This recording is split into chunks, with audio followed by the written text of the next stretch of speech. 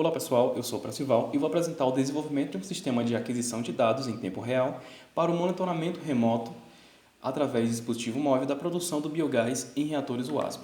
Esses são os coautores do projeto, este é o nosso sumário e, inicialmente, o que é o reator UASB? O reator UASB é uma tecnologia anaeróbica de tratamento de águas residuárias domésticas e industriais. O seu funcionamento consiste da seguinte forma. A água residuária entra pela base do reator, segue um fluxo ascendente, durante o qual entra em contato com bactérias anaeróbias presentes tanto na região de leito quanto na manta de lodo, que transformam essa matéria orgânica biodegradável em subprodutos, que são a água tratada, o lodo e o biogás. Contudo, para manter esses reatores funcionando de forma adequada, faz-se necessário realizar um monitoramento frequentemente da sua estabilidade e desempenho operacional por meio de análises físico-químicas e microbiológicas, entre os quais podemos citar o pH, a temperatura, a alcalinidade, a produção e composição do biogás, sobretudo as concentrações de metano e de dióxido de carbono, o que encarece substancialmente os custos do monitoramento. No entanto, diversas pesquisas têm mostrado que existe uma correlação entre a concentração de metano presente no biogás e as condições de estabilidade e desempenho operacional destes reatores. Assim, essa pesquisa tem como objetivo desenvolver um sistema de monitoramento eletrônico de forma remota, em tempo real, das condições de estabilidade e de desempenho operacional desses reatores através da determinação da concentração de metano presente no biogás e assim obter as informações a respeito do funcionamento do mesmo. Bem, o que vai realizar a captura desses dados são os nossos sensores. Sensores implementados aqui, temos como exemplo o nosso pH-metro, que é o E201C. O motivo de sua escolha é por detectar da faixa de 0 a 14, isso é, toda a faixa. Ele foi validado a partir de um pH-metro digital de bancada da fabricante Quimis. Bem, o segundo sensor aqui, já implementado também, é o DS18B20. O motivo da sua utilização é que, como ele ficar mergulhado dentro do reator, isso é, no meio líquido, ele precisa ser à prova d'água. E esse carinha aqui tem uma ótima precisão e tem uma ponta de aço inoxidável. A sua validação foi a partir de um termômetro de mercúrio da marca Incoterm, onde ele apresentou uma discordância inferior a 4% e foi aprovado para o projeto. Bem, outro sensor bem interessante é o DHT22. Ele monitora duas grandezas, tanto a umidade externa como também a temperatura externa ao reator UASB. Bom, aqui temos já uma implementação futura, que é um mecanismo de sensor pump. A sua utilização é devido ele capturar uma amostra do gás, do biogás que sai do reator e deixar ela quietinha para que os outros sensores façam a aferição. Bem, outra implementação futura é o FT1, o medidor de vazão termal. Ele vai nos informar o quanto de vazão de biogás sai do reator UASB, ok? E esse daqui, que é o sensor de biogás mesmo, ele detalha o percentual, né, a porcentagem de metano daquele biogás. Então, temos a porcentagem de metano e temos o total de biogás que sai. Assim, temos o total de metano e podemos estimar o quanto de energia esse reator pode produzir. Bom, tendo todos os dados, agora eu preciso processá-los e armazená-los de forma segura em nuvem.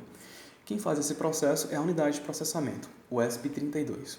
A escolha dele é por ele possuir um bom poder de processamento, de aquisição de dados e também ter de forma integrada Wi-Fi e Bluetooth. Porém, assim, devido à maioria dos sensores citados funcionarem no padrão TTL, que é um padrão de sinal, foi interessante utilizar um LM324. Esse LM faz a adaptação desse sinal de forma segura, sem que haja interferências, atenuações indevidas, perdas nesse sinal. Então, ele conecta sensores tipo TTL à nossa unidade de processamento.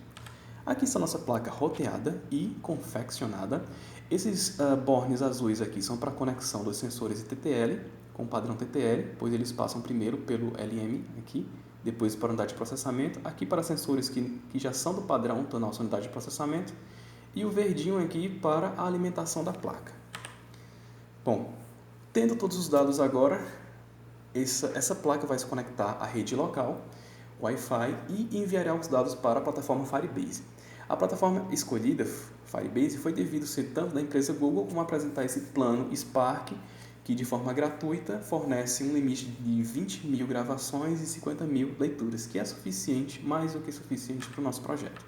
Tendo todos os dados agora, foi desenvolvido um aplicativo que baixa esses dados desse servidor e processa eles. Bem, esse aplicativo ele já tem algumas versões novas, mas nessa versão aqui, a primeiro dado requisitado por ele era a identificação do reator. Por quê? Porque o nosso projeto ele prevê uma conexão com inúmeros reatores, né? Então, primeiro você precisa identificar qual reator você quer analisar para iniciar o processo. Então, identificado ali o reator, você passa para uma página onde você vai selecionar o dia que você quer monitorar. Feito isso, agora você tem os dados aqui. Então, um técnico com esse aplicativo, ele pode ver se realmente é necessário ele ir ou não no local para fazer a manutenção, analisando cada uma dessas variáveis. Por exemplo, ele pode clicar aqui em pH e ter os níveis de pH. Claro que esses valores aqui, eles são valores que foram utilizados apenas para teste, não são valores reais medidos em um reator WASM. São reatores para testar a conexão da placa com o nosso servidor e do servidor com o aplicativo. Bem, de forma paralela, também estamos pesquisando alguns sensores alternativos para fazer a aferição de gás de uma forma um pouco mais barata, ok? Então, para isso foi necessário fazer a confecção desse mecanismo de aferição de gases, de forma 3D. Ele já está impresso. Outro modelo 3D que também já foi confeccionado é o modelo do case, né, para a proteção da placa de aquisição de dados, para que ela não fique exposta no reator.